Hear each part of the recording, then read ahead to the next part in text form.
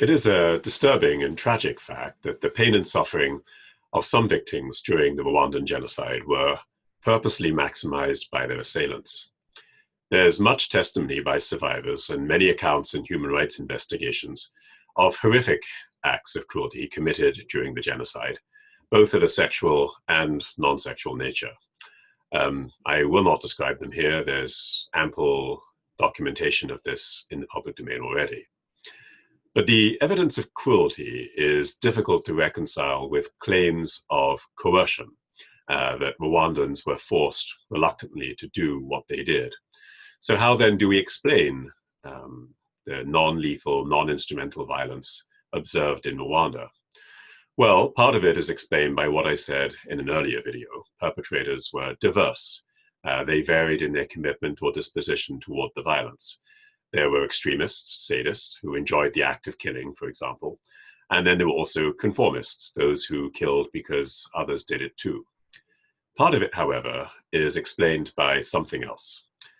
The conventional wisdom is that killers hold extreme negative views of the victim group that are antecedent to the violence.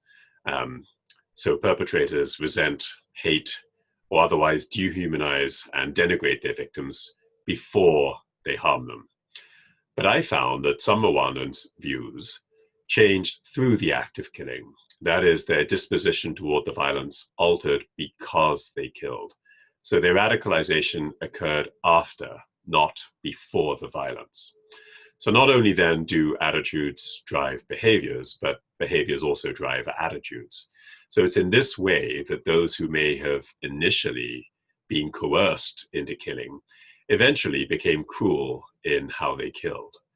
Social psychology offers us a number of mechanisms to explain this kind of attitudinal change. Dissonance reduction is one. Individuals develop radical or extreme views after they kill as a kind of self-defense mechanism to justify what they did to themselves. Desensitization and habituation are other plausible mechanisms. Individuals feel less and less for their victims as they repeatedly kill. So in short, I found that radicalization was not only a cause of the violence, but it was also a consequence of it. And this is why, in part, I believe that some Rwandans came to kill with cruelty.